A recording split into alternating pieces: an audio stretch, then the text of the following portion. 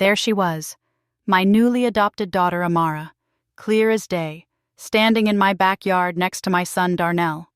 The same gap-toothed smile, the same butterfly-shaped birthmark on her left cheek, the same thick cornrows with purple beads at the ends.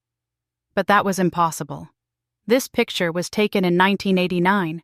Amara wasn't even born until 2017. And my son Darnell had been dead for 3 years. I stumbled backward, my 67-year-old knees nearly giving out beneath me.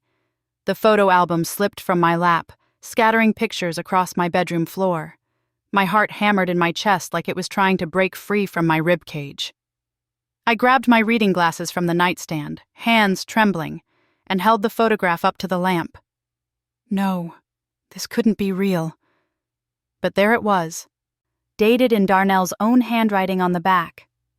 Me and my best friend, August 12th, 1989. From downstairs, I heard Amara's sweet voice calling out, "Miss Beatrice, can I have some more juice?" I couldn't breathe. I couldn't think. The room started spinning, and I had to sit down on the edge of my bed before I fell down. Who was this child I had brought into my home?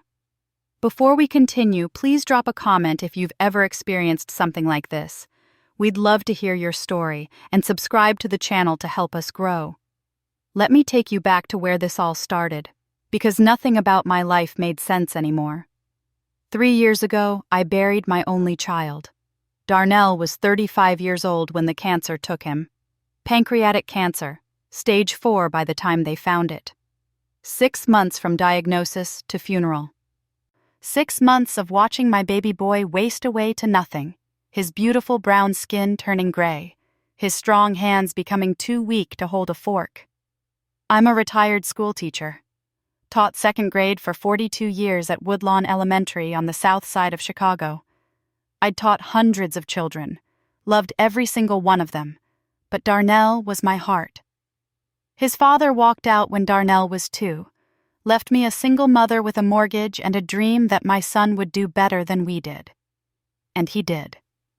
Darnell became a social worker, spent his life helping kids in the foster system, kids who'd been dealt bad hands just like he had when his daddy left. After the funeral, my house became a tomb. Every room echoed with memories. The kitchen where Darnell and I used to make his grandmother's peach cobbler recipe every Sunday. The living room where he'd practice his saxophone until the neighbors complained. The backyard where I'd taught him to plant tomatoes and collard greens. My church family at Greater Hope Baptist tried their best. Sister Claudette brought casseroles every Tuesday. Deacon Williams checked on me every weekend. Pastor Reynolds sat with me for hours, reminding me that Darnell was in glory now, free from pain. But none of it filled the hole in my heart.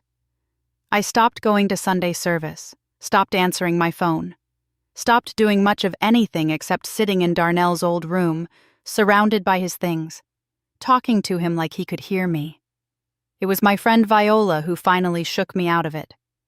Viola and I had taught together for 30 years. She'd retired the same year I did, and we'd stayed close, even though she'd moved to a nice condo in Hyde Park while I stayed in my 3-bedroom house in Chatham. One day she showed up at my door, let herself in with the spare key I'd given her years ago, and found me in Darnell's room, still in my nightgown at 2 p.m. "Beatrice Washington," she said, using her teacher voice that could stop a classroom full of rowdy 8-year-olds in their tracks. "This has got to stop." "I don't know how to keep going, Vi," I whispered. "He was all I had." She sat down next to me on Darnell's bed, took my hand in hers. "Honey, I know you're drowning in this grief, but Darnell wouldn't want this for you. You know he wouldn't." She was right. Darnell had made me promise, in those last days in the hospice, that I'd keep living. "Mama," he'd said, his voice barely above a whisper, "you've got so much love left to give. Don't let it die with me." "What am I supposed to do?" I asked Viola. "What did Darnell do?" she said. "He helped children who needed love. Maybe you could do the same." The idea planted itself in my mind like a seed. Over the next few weeks, it grew. Darnell had always talked about the kids he worked with, the ones stuck in the system, bouncing from home to home, never finding a place to belong. He'd wanted to adopt someday, give a child the stable home he'd had growing up. Maybe I could do it for him. I was 64 years old when I started the process. The social workers were skeptical at first.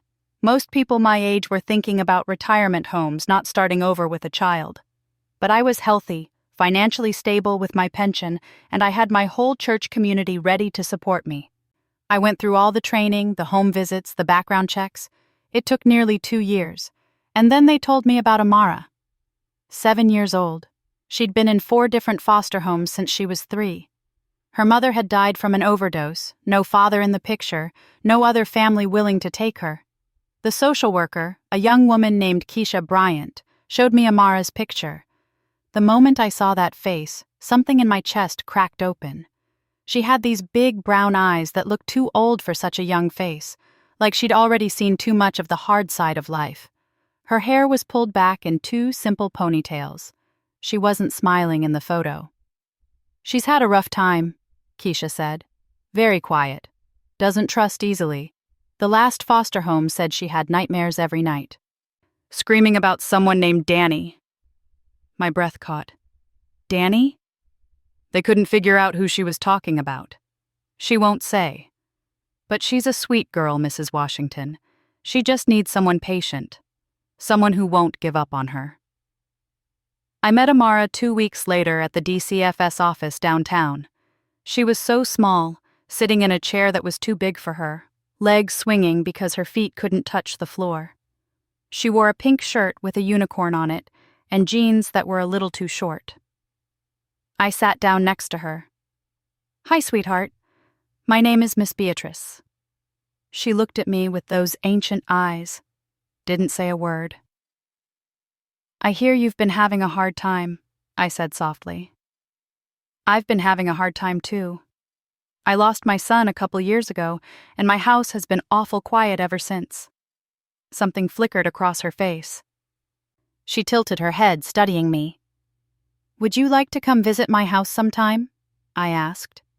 "I've got a big backyard. We could plant some flowers together. Do you like flowers?" She nodded. Just barely, but it was something. "I like purple flowers best," I said. "What about you?" "Purple," she whispered. Her first word to me. The visits started slowly.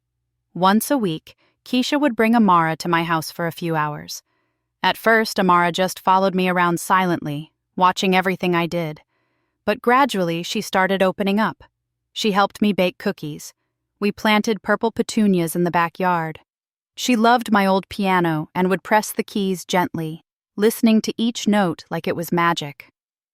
One day, about a month into our visits, Amara was sitting at my kitchen table, coloring in a Disney princess coloring book I'd bought her. Out of nowhere, she said, "This house feels like home." I almost cried right there. "I used to come here," she said, not looking up from her coloring. "A long time ago." The hair on the back of my neck stood up. "What do you mean, baby?" "I remember the backyard, and the piano, and the man who lived here. His name was Danny." My heart stopped. "Danny?" "He was nice. He gave me candy and taught me songs." She looked up at me with those big eyes.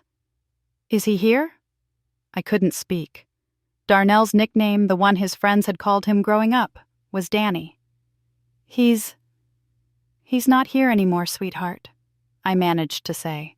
She nodded like she already knew. "He told me he had to go away, but he said I'd be okay. He said his mama would take care of me." I had to leave the room. I went into the bathroom and splashed cold water on my face, trying to make sense of what she'd just said. Children had vivid imaginations. Maybe she'd dreamed about my house, about Darnell, and her mind had made it real. That had to be it. But I couldn't shake the feeling that something else was happening. Something I couldn't explain. The official adoption went through 6 months ago. Amara moved in with all her belongings, which fit in 2 garbage bags and broke my heart. I set her up in the guest room across from mine, let her pick out new furniture and decorations. She chose purple everything. Purple bedspread, purple curtains, purple rug, just like Darnell used to love when he was young. Life slowly came back into my house. Amara started calling me Grandma B. She enrolled in 2nd grade at Woodlawn Elementary, where I'd taught for so long. My church family welcomed her with open arms. Sister Claudette taught her how to play spades. Deacon William's granddaughter became her best friend. Pastor Reynolds blessed our family during Sunday service. I thought I was healing. I thought God had given me a second chance at motherhood, a way to honor Darnell's memory. But then, 3 days ago, I went looking for Darnell's old saxophone. Amara had asked about it. She said she wanted to learn to play. I knew it was in the attic somewhere, packed away with his other childhood things. I found it in a box labeled Darnell, Elementary School Years, and next to it was his photo album from those days. I couldn't help myself. I brought the album down to my bedroom, sat on my bed, and started going through it, looking at pictures of my baby boy, remembering better days. The birthday parties at Rainbow Beach, the Christmas mornings with presents piled under our little tree, the summers at his grandma's house in Mississippi. And then I got to August 1989, the photograph that made my world stop spinning. Darnell, 8 years old, standing in my backyard, and next to him, clear as anything, was Amara. Same face, same birthmark, same smile, same purple beaded cornrows. I'm sitting here now, on my bed, with this impossible photograph in my shaking hands. Downstairs, the little girl who looks exactly like the child in this 34-year-old picture is calling my name. My phone is on the nightstand. I could call Viola. I could call Pastor Reynolds. I could call somebody who might help me understand what's happening. But before I can move, I hear footsteps on the stairs. Small feet, getting closer. Grandma B? Amara's voice, right outside my bedroom door. Can I come in? The door opens before I can answer. She stands in the doorway, looking at me with those knowing eyes. She sees the photograph in my hand, and then she smiles. You found it, she says. I was wondering when you would. The photograph slipped from my fingers and floated to the floor like a feather. Amara walked into my bedroom, calm as anything, and picked it up. She studied it with a small smile on her face. I remember when Danny took this picture, she said. We'd been playing hide and seek all afternoon. I was winning. Baby, you need to explain what's happening right now. My voice came out shaky. How can you be in a picture from 1989? You weren't born yet. This doesn't make any sense. Amara climbed onto my bed and sat cross-legged, still holding the photograph. It's hard to explain, Grandma B, but I've always been here. I've always been with Danny, even when nobody could see me. What do you mean nobody could see you? Danny could see me. We were best friends. I used to come play with him all the time when he was little. But grown-ups couldn't see me. Only him. She traced her finger over Darnell's face in the photo. He was so sad when his daddy left. I didn't want him to be alone. I felt like I was losing my mind. Amara, sweetheart, are you saying you were... What? A ghost? An imaginary friend? I don't know the right word for it, she said. I just was. I'd go away sometimes for a long time, and then I'd come back. But I always came back to Danny. My hands were still shaking. I clasped them together in my lap, trying to steady myself. When did you become real, like this? Her face grew sad. When Danny got sick. He called for me, and I came. He was in that hospital bed, and he looked so different, all grown up. He told me he was dying.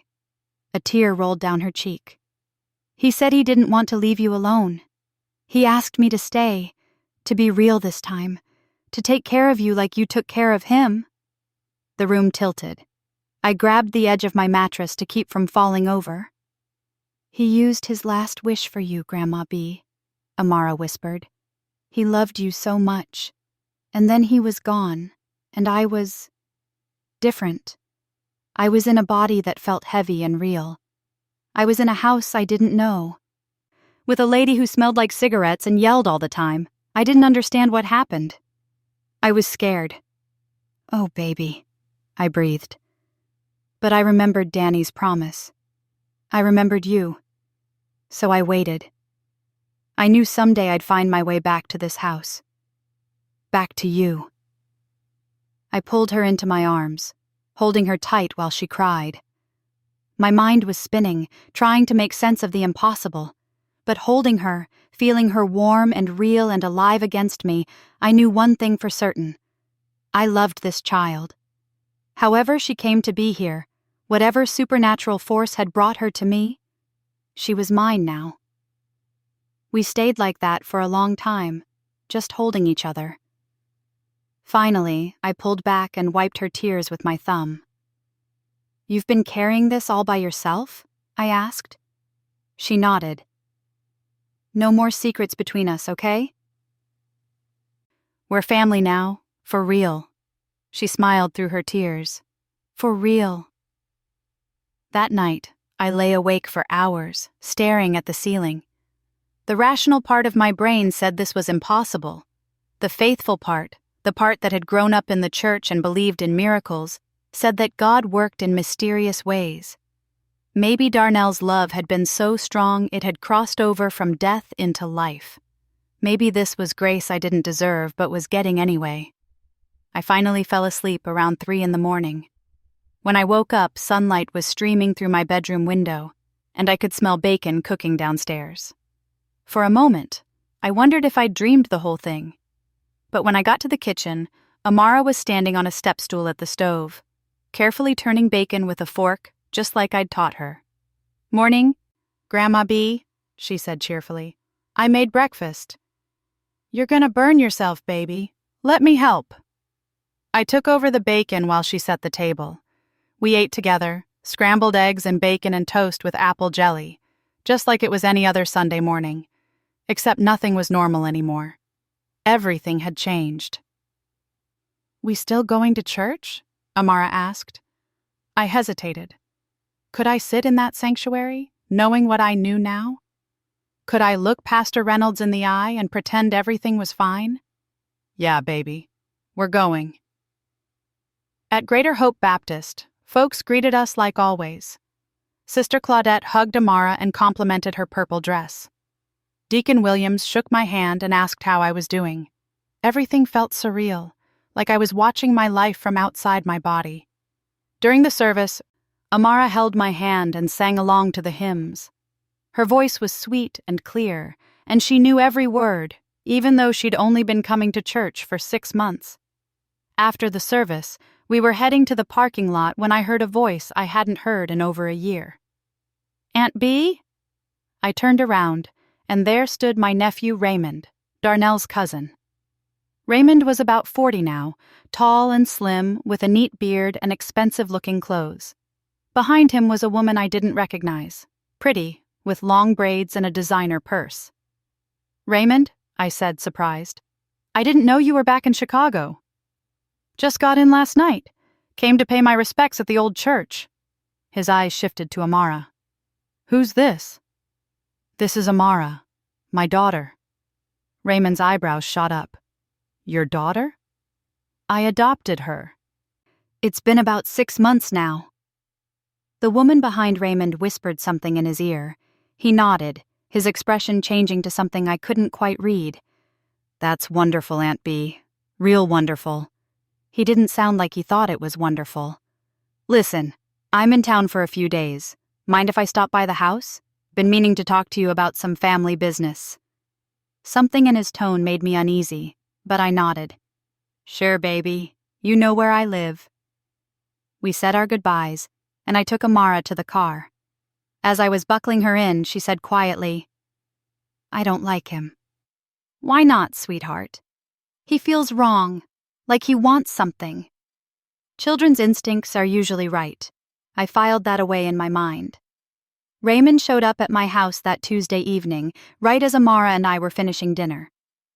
I'd made pot roast with potatoes and carrots, and the house smelled like heaven. I invited him in, offered him a plate, but he declined. "I can't stay long, Aunt B. Just wanted to talk to you about something important." I sent Amara upstairs to do her homework and sat down with Raymond in the living room. He looked around the house like he was appraising it. "Place looks good," he said. "You keeping it up nice." "I do my best." "Must be expensive, though, maintaining a whole house at your age. Property taxes going up every year. Plus now you got a kid to take care of. That can't be cheap." "I manage just fine with my pension. What's this about, Raymond?" He leaned forward, hands clasped between his knees. "Look, Aunt B, I'm gonna be straight with you. I'm concerned. You're getting up there in age. And now you've taken on a child? What happens if something happens to you? What's your plan?" "My plan is to raise her and love her, same as I did with Darnell." "But Darnell was your son. This girl, she's, no offense, but she's just some foster kid you took in. You don't owe her nothing." Heat rose in my chest. "Watch your mouth, Raymond. That's my daughter you're talking about." "I'm just saying, you need to think about the future, about your legacy, about family." He pulled out a folder from his briefcase. "I've been talking to a lawyer. If you signed over the house to me, I could take care of everything. The maintenance, the taxes, all of it. You could stay here as long as you want, no worries. And when you're gone, it stays in the family, the real family." I stared at him like he'd grown a second head. "You want me to give you my house?" "Not give, just transfer the deed, for your own protection. And I was thinking, maybe we should reconsider this adoption thing. You're too old to be raising a child, Aunt B. It ain't right. We could find her a nice young family." "Get out!" "Aunt B, I said get out of my house, Raymond." I stood up, pointing at the door. "You've got some nerve coming in here, talking about my child like she's nothing, trying to trick me into signing over my house. I raised you better than that." "I'm trying to help you." "No, you're trying to help yourself. You always were a greedy little boy, and I see that hasn't changed. Now get out before I call the police." Raymond's face twisted with anger. "You're making a mistake, old lady. That house should be mine. Uncle Darnell would have wanted it to stay in the family." "My son's name was Darnell, not Uncle Darnell. He was my child, and this is my house, and Amara is my daughter. Now leave." He grabbed his briefcase and stormed toward the door. Before he left, he turned back. "You're gonna regret this, I promise you that." The door slammed behind him, rattling the pictures on my wall. I stood there shaking, not from fear, but from rage. The audacity of that boy, coming into my home, trying to manipulate me, talking about my baby like she was disposable. "Grandma B?" Amara stood at the top of the stairs, eyes wide. "It's okay, baby, he's gone." She came down slowly. "Is he going to try to take me away?" The fear in her voice broke my heart. I pulled her close. "No, sweetheart. Nobody's taking you anywhere. You're my daughter. And this is your home. I don't care what Raymond or anybody else says." But that night, after Amara was asleep, I sat at my kitchen table with a cup of chamomile tea, worried. Raymond had never been a good person, not even as a child. He was always looking for shortcuts, always trying to get something for nothing. And now, he had a lawyer. The phone rang, making me jump. I answered it. "Mrs. Washington? This is Keisha Bryant from DCFS." My stomach dropped. "Yes?" "I received a concerning phone call this evening. A family member of yours filed a complaint about Amara's living situation. They're requesting we do a home visit and wellness check." "Raymond," I breathed. "I can't confirm who made the report, but we have to follow up on all complaints. I'll be coming by tomorrow at 10 a.m. I'm sure everything is fine, Mrs. Washington, but it's procedure." After we hung up, I sat there in my dark kitchen, feeling the walls closing in. Raymond wasn't going to let this go. He wanted my house, and he saw Amara as an obstacle, a way to prove I was unfit, too old, not capable of taking care of a child. I thought about calling Viola, but it was almost midnight. I thought about calling Pastor Reynolds, but what could he do? Instead, I went to Darnell's old room. I sat on his bed, surrounded by his things, and I talked to him like I used to. "Baby, if you can hear me, I need your help. I need you to show me how to protect our girl. Because I can't lose her. I can't lose another child." The room was silent except for the sound of my own breathing. And then, so quiet I almost missed it, I heard music. The piano downstairs was playing. Soft notes, a melody I recognized. It was the lullaby I used to sing to Darnell when he was a baby, the one he'd learned to play when he was 10. I walked downstairs slowly, my heart in my throat. Amara was sitting at the piano in her purple pajamas, eyes closed, fingers moving across the keys, but her hands were too small to reach the notes that were playing. The piano was playing itself, keys pressing down with invisible fingers, and Amara was just conducting it somehow. When the song ended, she opened her eyes and looked at me. "Danny says not to worry," she said. "He says he's going to help us. He says Raymond made a big mistake." The next morning at exactly 10 a.m., Keisha Bryant knocked on my door. I'd cleaned the house top to bottom, made sure Amara's room was perfect, had all my documents ready. Keisha walked through every room, asked Amara questions about school and how she was feeling, checked the refrigerator and the smoke detectors. Professional, thorough, kind. "Everything looks great, Mrs. Washington," she said finally. "Amara's thriving. Her teacher sent a glowing report. She's making friends, doing well in her classes. Whatever you're doing, keep doing it." Relief flooded through me. "So, the complaint? Between you and me?" Keisha lowered her voice. It sounded like a family member trying to cause trouble. "We see it sometimes. Don't worry about it." After she left, I hugged Amara tight. We'd passed the first test, but I knew Raymond wasn't done. That afternoon, while Amara was at her friend's house for a playdate, I got another visitor. A man in an expensive suit, carrying a leather briefcase. He handed me his card. Gerald Fitzpatrick, attorney at law.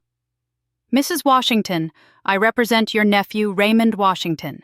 He's filing a petition with the court to establish guardianship over you, claiming you're not mentally competent to manage your affairs. He's also filing to reverse the adoption of the minor child Amara, claiming it was done under duress and that you're not capable of caring for her." The world tilted sideways. "He can't do that," I whispered. "He can, and he is. You'll be served with papers in the next few days. I'd suggest you get yourself a lawyer, ma'am. This is going to court." After that lawyer left my porch, I stood in my doorway for a full minute, unable to move. The business card in my hand felt like it weighed 1,000 pounds. Raymond was trying to take everything from me. My home, my daughter, my freedom. I called Viola. She arrived within 30 minutes, let herself in, and found me sitting at my kitchen table, staring at nothing. "B, talk to me. What happened?" I told her everything. About Raymond's visit, about the DCFS complaint, about the lawyer who'd just been here. I didn't tell her about the photograph or the piano playing by itself. I wasn't ready to say those parts out loud, not even to my best friend. Viola's face grew darker with every word. By the time I finished, she was pacing my kitchen floor like a caged tiger. "That sorry excuse for a nephew," she said. "He's trying to steal your house right out from under you using that baby as an excuse. We're not going to let that happen, B. We're going to fight this." "How? I don't know any lawyers. I don't know anything about courts." "But I do." Viola pulled out her phone. "My niece Tasha is a lawyer. Civil rights, family law, she does it all. Let me call her right now." Within an hour, Viola's niece was sitting in my living room. Tasha Monroe was in her late 30s, sharp as a tack, wearing a burgundy pantsuit and carrying a briefcase that looked serious. She had natural hair twisted up in a bun and eyes that missed nothing. "Mrs. Washington, tell me everything from the beginning," she said, pulling out a legal pad. I walked her through it all.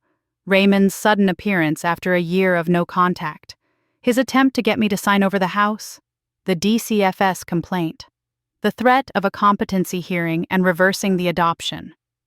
Tasha took notes, nodding. "Okay. First thing, do not sign anything Raymond or his lawyer gives you. Nothing. You understand?" "Yes."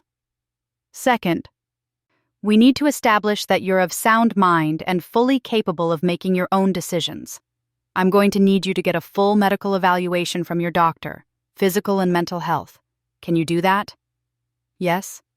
"Third, we need documentation about Amara. School records, therapy records if she has any, letters from teachers, anything that shows she's thriving in your care." Tasha looked at me with kind eyes. "Aunt Viola tells me you're good people, Mrs. Washington. But we need to prove to a judge that adopting Amara was the right decision and that Raymond is just being greedy." "He is greedy, always has been." "Then let's prove it. I'm going to dig into Raymond's background, see what I can find. Meanwhile, I need you to write down every interaction you've had with him. Dates, times, what was said. Everything." After Tasha left, promising to file a response to Raymond's petition, I felt a little bit better. At least I had someone fighting for me now. Someone who knew the law. That evening, I picked up Amara from her playdate at Deacon Williams' house. His granddaughter Trinity and Amara had become inseparable, and it did my heart good to see her with a real friend. "Did you have fun, baby?" I asked as we drove home. "Yes, we played dolls and Trinity taught me how to do double Dutch. Can I have a jump rope, Grandma B?" "Sure can, sweetheart." She chattered all the way home about her day, and I tried to smile and respond, but my mind was on the court battle ahead. How was I going to explain this to her? How could I tell a 7-year-old that someone was trying to take her away from me? That night, after Amara was asleep, I sat in Darnell's room again. I'd been doing that more often lately, feeling closer to him there. "I got a lawyer, baby," I said to the empty room. "A good one. But I'm scared. What if the judge doesn't understand? What if they think I'm too old, too crazy for taking in a child at my age?" The air in the room shifted, got colder. And then I heard his voice. "Mama!" I gasped, my hand flying to my chest. It was Darnell's voice, clear as day, like he was standing right next to me. "Darnell?" I whispered. "Mama, you're not crazy. You're exactly where you're supposed to be. Amara needs you. And you need her." Tears streamed down my face. "Baby, I miss you so much." "I know, but I'm still here. I've always been here. And I'm going to make sure Raymond doesn't win." "How?" "Trust me, Mama. And trust Amara. She's stronger than you think." The presence faded, and the room returned to normal temperature. I sat there crying, not from sadness but from overwhelming emotion. My son was still with me. Somehow, impossibly, he was still protecting me. The next few days were a blur. I went to my doctor, Dr. Patricia Hughes, who I'd been seeing for 20 years. She did a full physical exam, cognitive tests, everything Tasha had requested. "Beatrice, you're healthy as a horse," Dr. Hughes said, shaking her head. "Blood pressure's good, mind's sharp. You're in better shape than people half your age. Whatever this nephew of yours is trying to pull, he's got no medical basis for it." She wrote up a detailed report and gave me copies for Tasha. I also gathered everything I could about Amara. Report cards showing straight A's and excellent behavior. A letter from her second-grade teacher, Mrs. Cooper, saying Amara was a joy to have in class and showed remarkable improvement since the beginning of the year. Notes from the school counselor about how well-adjusted she was. Tasha called me 3 days later with news. Mrs. Washington, I did some digging on Raymond. Turns out your nephew has quite a history. 2 bankruptcies in the last 5 years. He owes back child support for 2 kids in Atlanta. And get this, he's currently being sued by his former business partner for embezzlement. Lord have mercy, I breathed. He's desperate for money, which is why he wants your house. I'm going to present all of this to the judge. No way they're going to let someone with his record become your guardian or make decisions about Amara. Hope bloomed in my chest. Maybe we really could win this. That Sunday, Pastor Reynolds made an announcement during service. Church family, one of our own is facing a trial. Not a trial of faith, but a trial in the courts. Sister Beatrice Washington is being challenged by a family member who wants to take away her home and her daughter. Now, I don't usually get involved in legal matters, but when I see injustice, I have to speak up. Sister Beatrice has been a pillar of this community for over 40 years. She taught our children, served in our church, and lived a godly life. And that precious little girl Amara has found a home with her. We need to stand with them. The congregation erupted in amen, and that's right, Pastor. After service, people crowded around me. Sister Claudette pressed $200 cash into my hand. For your lawyer, she said. Deacon Williams said he'd testify in court if needed, talk about what a good mother I was to Darnell and what a good grandmother I was to Amara. Brother Marcus, who owned a soul food restaurant on 75th Street, said he'd organize a fundraiser to help with legal costs. I was overwhelmed by the love. This was what church family meant. This was the village that would help me protect my child. On Monday, Tasha called with the court date. The hearing was set for 2 weeks away.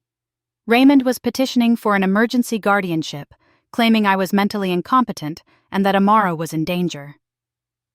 Don't worry, Tasha said. We've got a strong case. I've filed our response with all the documentation. The judge is going to see right through him. But that night, things got worse. I was making dinner when someone started pounding on my front door. Hard, aggressive knocking that made Amara run to me in fear. Stay in the kitchen, baby, I said. I looked through the peephole and saw Raymond standing on my porch. His face was red, and he was clearly angry. Aunt B, open this door. We need to talk. Go away, Raymond. I've got nothing to say to you.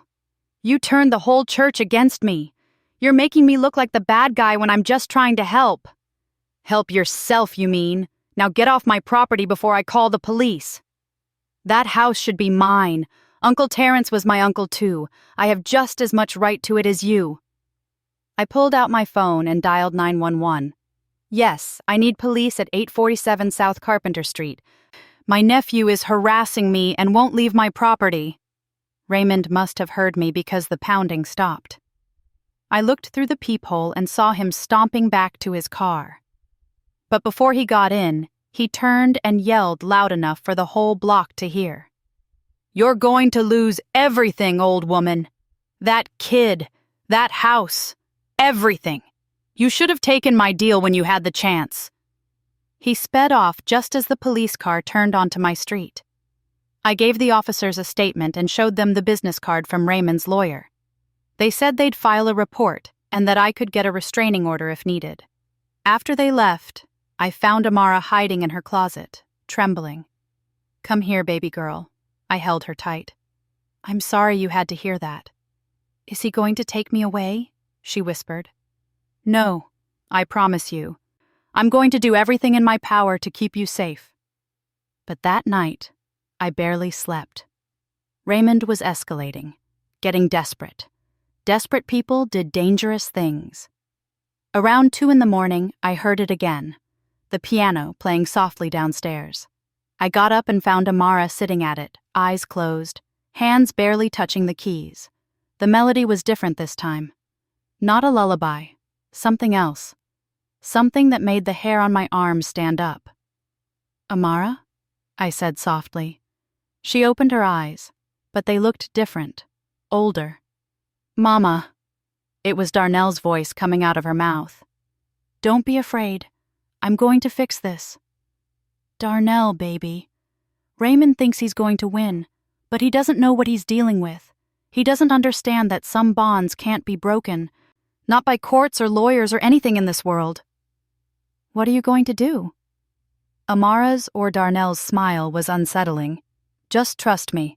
And when you go to court, bring the photo album. The judge needs to see the truth. Then Amara blinked, and she was herself again. She looked confused. Why am I downstairs, Grandma B? You were sleepwalking, baby. Come on, let's get you back to bed. The 2 weeks before the court date dragged by. Tasha prepared me for what to expect, what questions Raymond's lawyer might ask, how to stay calm on the witness stand. The night before the hearing, my church family organized a prayer vigil. 50 people showed up at Greater Hope Baptist to pray for me and Amara. Pastor Reynolds led the prayers, asking God for justice, for protection, for truth to prevail. I felt strength flowing into me from their faith, from their love. The morning of the hearing, I dressed in my best church suit, a navy blue skirt suit that Darnell had bought me for my retirement party. I braided Amara's hair with purple beads, and she wore a pretty lavender dress. I packed the photo album in my purse, just like Darnell had told me to. Tasha met us at the courthouse, an imposing building downtown with marble floors and high ceilings. She looked confident in a gray suit, carrying a briefcase full of documents. "Remember," she said, "stay calm, answer truthfully, and don't let Raymond's lawyer rattle you. We've got this." We walked into the courtroom. Raymond was already there with his lawyer, Gerald Fitzpatrick, and the woman I'd seen him with at church. They were whispering together, looking smug. The bailiff called us to order. "All rise for the Honorable Judge Donna Freeman." A black woman in her 50s walked in, her judge's robes swishing. She had gray streaks in her hair and eyes that looked like they'd seen it all. She sat down at the bench and surveyed the courtroom. "Please be seated. We're here for the matter of Raymond Washington versus Beatrice Washington, petitioning for guardianship and reversal of adoption. Mr. Fitzpatrick, you may present your case."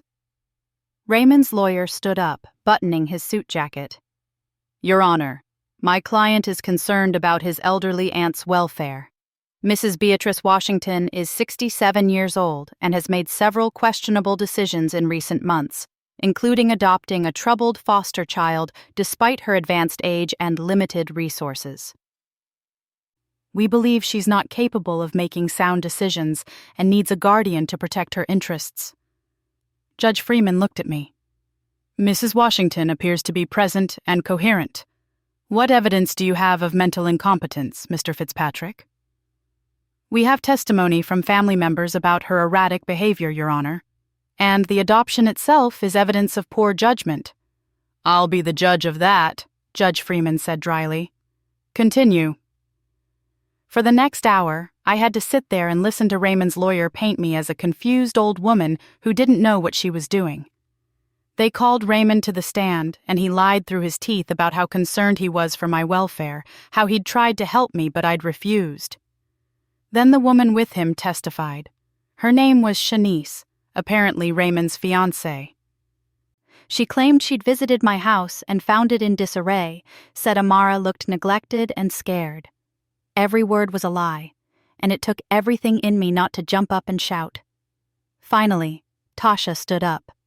"Your Honor, I'd like to call Mrs. Beatrice Washington to the stand." I walked up and took my oath, my hand shaking slightly on the Bible. Tasha smiled at me encouragingly. "Mrs. Washington, how long did you work as a teacher?" 42 years, ma'am. 2nd grade at Woodlawn Elementary." "And you retired in good standing?" "Yes, ma'am. They threw me a big party and everything." Tasha walked me through my medical records, my financial stability, Amara's school performance, the support of my church community. She submitted letters from Pastor Reynolds, Deacon Williams, Sister Claudette, even from Dr. Hughes. Then she asked, "Mrs. Washington, why did you decide to adopt Amara?" I looked at my baby girl, sitting in the front row, watching me with those big brown eyes. "Because my son made me promise, before he died, that I wouldn't let my love die with him. And when I met Amara, I knew she was meant to be mine. She needed a home, and I needed her. We saved each other. I saw tears in Tasha's eyes. Even Judge Freeman looked moved. Then it was Fitzpatrick's turn to question me. Mrs. Washington, isn't it true that you've been experiencing hallucinations since your son's death? No, sir. Haven't you claimed to hear your dead son's voice? My heart skipped. How did he know that? I talk to my son sometimes, yes. At his grave, in my prayers. That's called grief. Not insanity. And hasn't your adopted daughter claimed to have memories from before she was born? To have known your son? Tasha stood up. Objection, Your Honor. Where is he going with this? But before Judge Freeman could rule, the courtroom doors burst open. A woman I'd never seen before rushed in, wild-eyed and screaming. That's my daughter! That little girl is my daughter! She stole my baby! The courtroom erupted into chaos. The bailiff rushed toward the woman, trying to restrain her. Judge Freeman was banging her gavel, calling for order. Raymond's lawyer looked shocked. Or was that fake surprise? I couldn't tell. But I was watching Amara. She sat perfectly still, staring at this strange woman with no recognition whatsoever on her face. Order! Judge Freeman shouted. Bailiff, control this woman or remove her from my courtroom. The woman was crying hysterically. Please, Your Honor, you have to listen to me. That woman stole my baby 4 years ago. I've been looking for her ever since. My blood ran cold. This was Raymond's doing. It had to be. Judge Freeman pointed her gavel at the woman. Ma'am, if you don't calm down and explain yourself properly, you'll be held in contempt. Now, who are you? The woman wiped her face, trying to compose herself. My name is Nicole Patterson, Your Honor, and that little girl is my daughter Destiny. She was kidnapped from a shopping mall in Atlanta when she was 3 years old. Tasha was on her feet immediately. Your Honor, this is completely irregular. If Ms. Patterson has a legitimate claim, she should file proper documentation, not burst into a courtroom making wild accusations. I agree, Judge Freeman said. Mr. Fitzpatrick, did you know about this? Raymond's lawyer stood up, and I could see the lie forming before he even spoke. Your Honor, Ms. Patterson contacted my office just this morning. We had no time to properly vet her claim, but if there's even a possibility that this child was kidnapped... That's a lie! I shouted, standing up. Amara came through the DCFS system. She has documentation, records. This is a setup. Mrs. Washington, please sit down, Judge Freeman said, but her eyes were sharp, missing nothing. Ms. Patterson, do you have any proof of your claim, birth certificate, photos, medical records? Nicole fumbled in her purse and pulled out papers.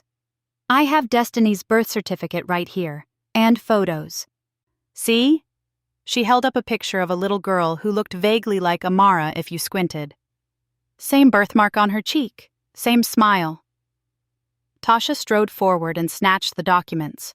She examined them quickly, her expression growing more skeptical by the second. Your Honor, this birth certificate is for a child named Destiny Nicole Patterson, born in Atlanta, Georgia. The child in question is Amara Bryant, documented through Illinois DCFS with a completely different birth certificate and history. Furthermore, she held up the photo, this birthmark is on the right cheek. Amara's is on her left. Judge Freeman leaned forward. Is that true, Miss Patterson? Nicole's face went pale. Maybe the photo got reversed when they printed it, but I know my own child. Then you won't mind a DNA test, Judge Freeman said. Bailiff, please escort Ms. Patterson to a waiting room. We'll arrange for testing immediately. But, Your Honor, Raymond started to say. Mr. Washington, unless you're about to tell me you orchestrated this circus, I suggest you sit down and be quiet. Raymond's face went red, but he sat. After Nicole was escorted out, still protesting, Judge Freeman turned to Tasha. Counselor, I assume you can provide documentation of this child's identity. Yes, Your Honor. Amara Bryant entered the Illinois foster care system at age 3 when her biological mother, LaShonda Bryant, died of a drug overdose in Chicago. There are medical records, fingerprints, everything needed to establish identity. I have copies here. Tasha presented the documents to the judge, who reviewed them carefully. These appear legitimate and comprehensive, Judge Freeman said, which makes Ms. Patterson's claim highly suspect. We'll wait for DNA results to be certain, but I'm not inclined to give her story much credence. She turned her sharp gaze to Raymond. Mr. Washington, if I find out you paid that woman to disrupt these proceedings— I didn't, Your Honor. I've never seen her before. Another lie. I could see it written all over his guilty face. Judge Freeman didn't look convinced either. We'll see. In the meantime, let's return to the matter at hand. Mrs. Washington, you were saying something before we were interrupted? I stood up again, my legs steadier now. Yes, Your Honor. This whole thing is about my house. Raymond doesn't care about my welfare or Amara's safety. He wants my property, and he's willing to lie, cheat, and apparently hire actors to get it. That's not true, Raymond shouted. Then explain why you showed up at my house 2 weeks ago with a lawyer and paperwork trying to get me to sign over my deed, I said. Explain why you filed this guardianship petition 3 days after I refused. Explain why you've got 2 bankruptcies and an embezzlement lawsuit against you. Raymond's lawyer tried to object, but Judge Freeman silenced him with a look. Is this true, Mr. Washington? Are you being sued for embezzlement? Raymond squirmed. That's a misunderstanding. A business disagreement. Yes or no? Yes, but— And you have had 2 bankruptcies in the past 5 years? The economy was bad. Judge Freeman held up her hand. I've heard enough. Mrs. Washington, you mentioned bringing documentation. I reached into my purse, my hands shaking, and pulled out Darnell's photo album. Your Honor, there's something you need to see. Something that's going to sound impossible, but I swear it's the truth. Tasha looked at me, confused. We hadn't discussed this. I walked up to the bench and opened the album to the photograph. This picture was taken in August 1989 at my house, of my son Darnell and his friend. That's my son's handwriting on the back with the date. Judge Freeman studied it. Okay, I see 2 children. What's the significance?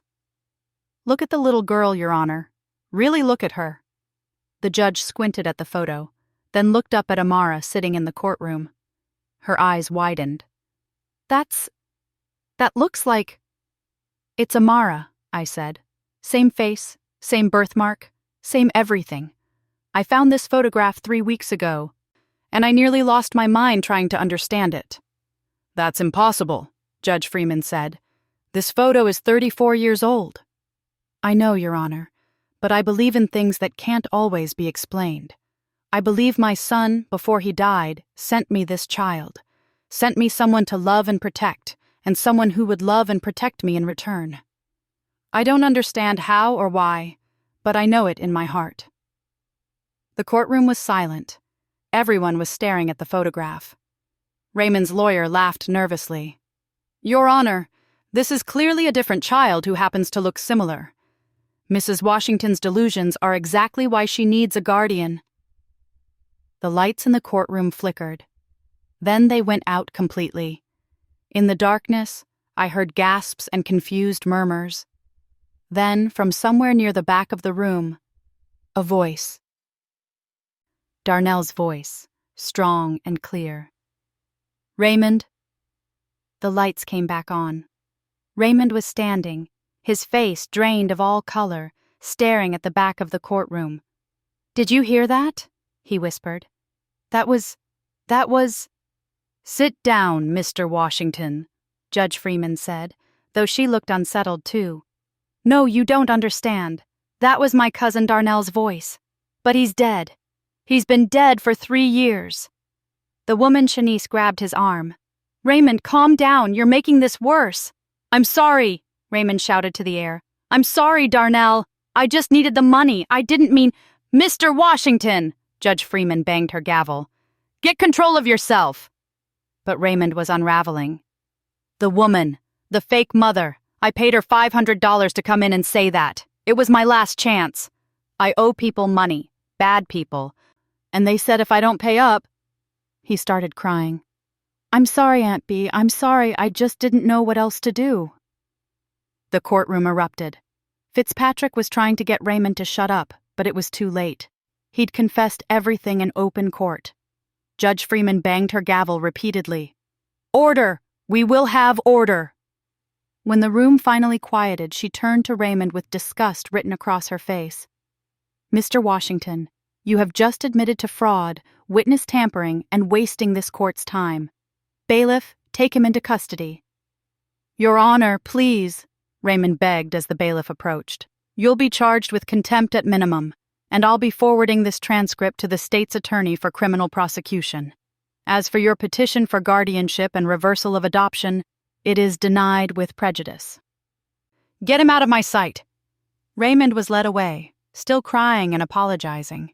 Shanice grabbed her purse and hurried out a side door, clearly wanting no part of his mess.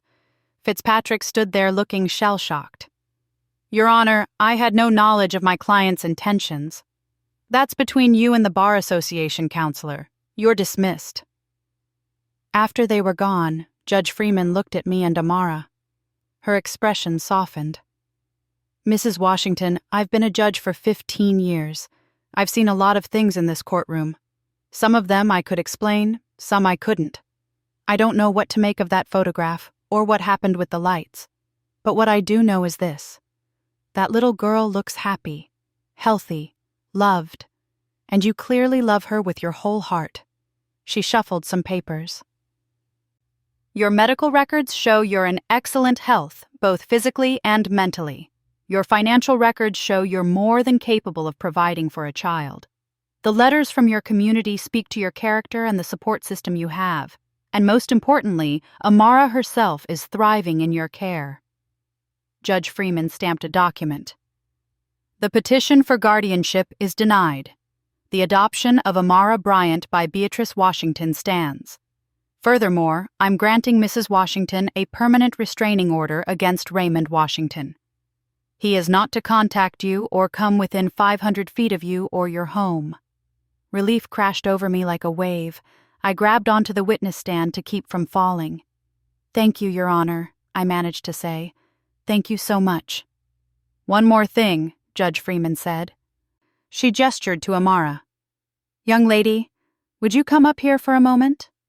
Amara walked up to the bench, looking small and nervous. Judge Freeman smiled at her. "Amara, do you like living with Mrs. Washington?" "Yes, ma'am. She's my grandma." "Does she take good care of you?" "Yes, ma'am. She makes me breakfast and helps with my homework and braids my hair. And she tells me stories about Danny, about her son Darnell." "Do you feel safe with her?" "Yes, ma'am. I feel like I'm finally home." Judge Freeman's eyes got a little misty. "Then that's all I need to hear. You go on back to your grandmother now." After the hearing, we stood outside the courthouse in the sunshine. Tasha was grinning ear to ear. "I've never seen anything like that in my life," she said. Raymond just completely melted down. Confessed to everything. "My son always did know how to handle bullies," I said quietly. Tasha looked at me strangely but didn't ask questions. "Well, whatever happened in there, you won.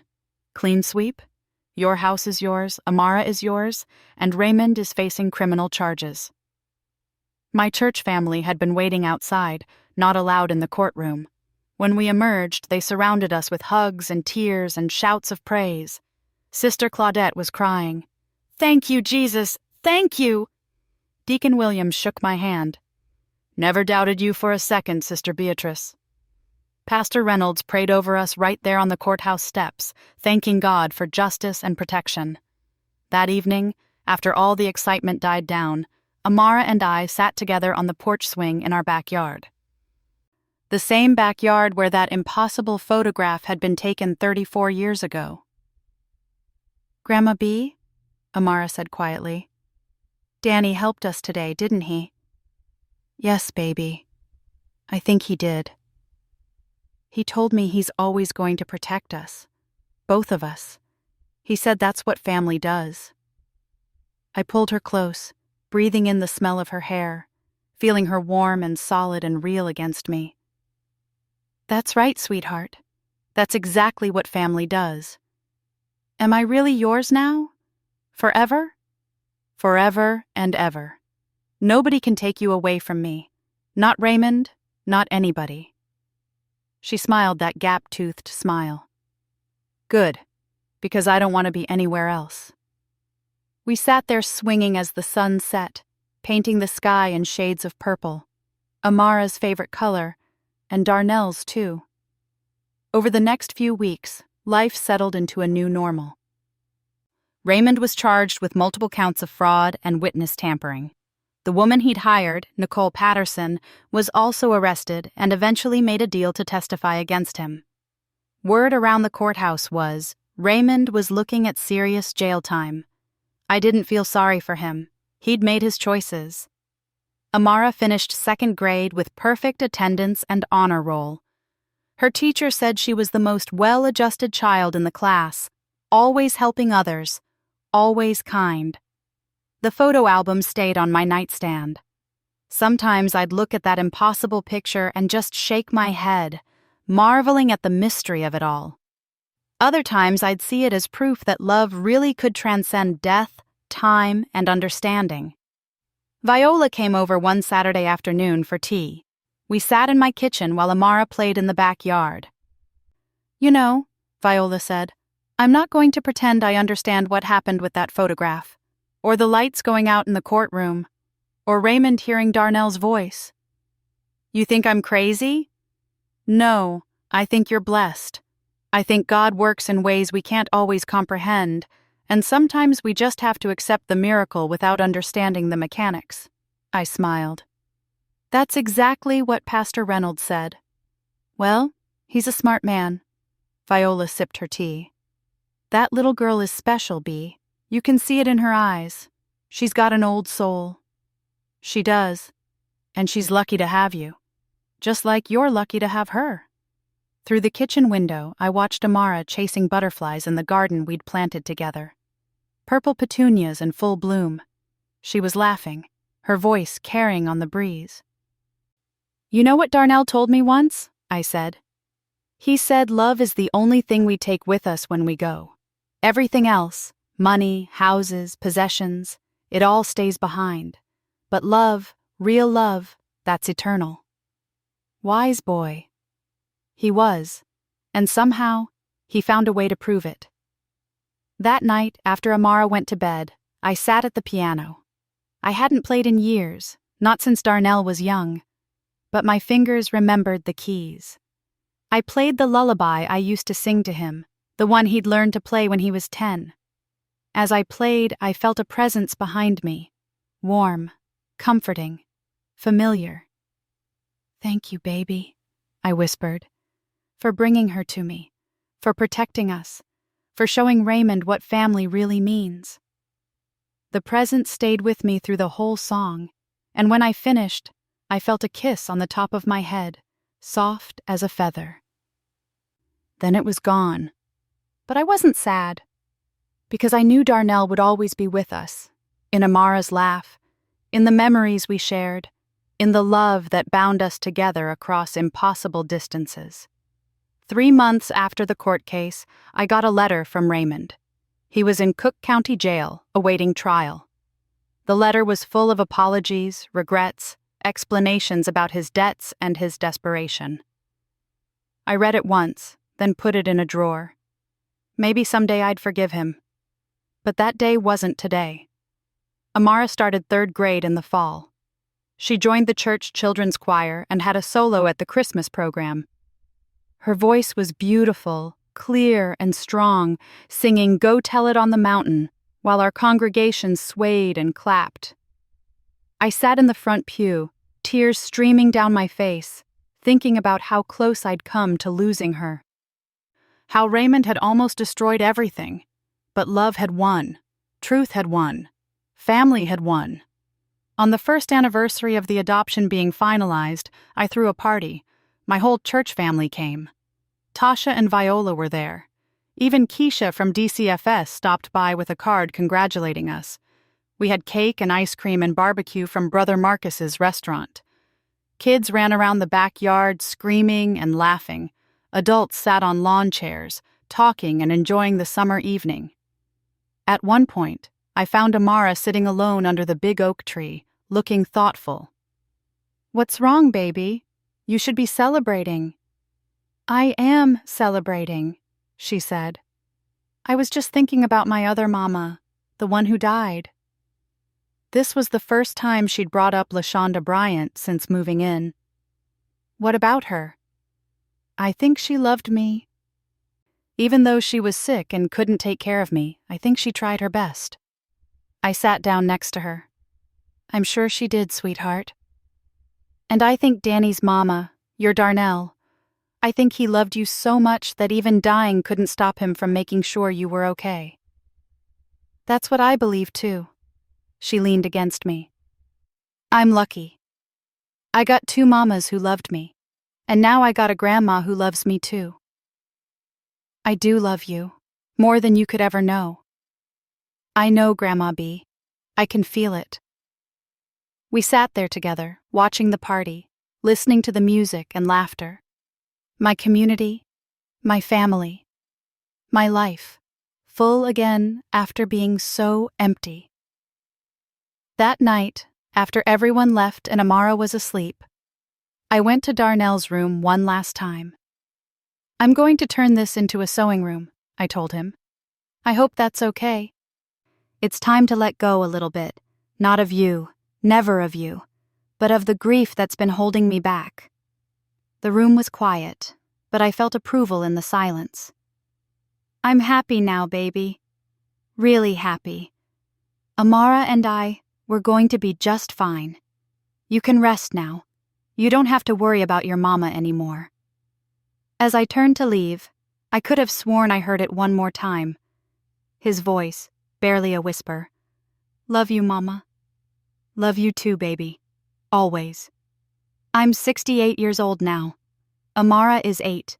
We have a whole future ahead of us, full of school plays and birthday parties and Sunday dinners and all the beautiful, ordinary moments that make up a life.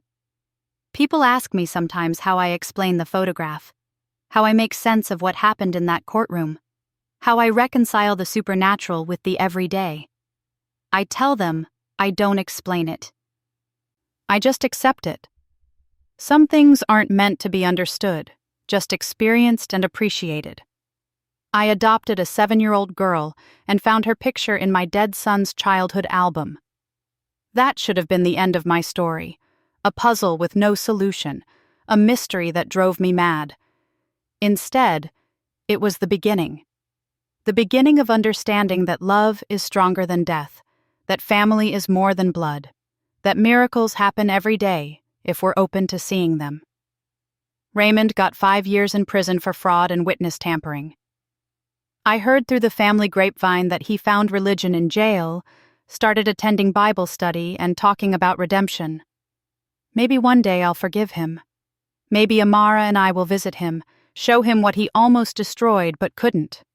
Show him that we're stronger than his greed, more powerful than his schemes. But that's a decision for another day.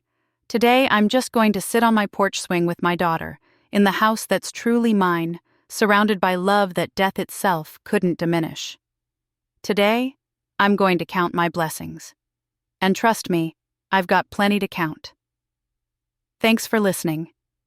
Don't forget to subscribe and feel free to share your story in the comments. Your voice matters.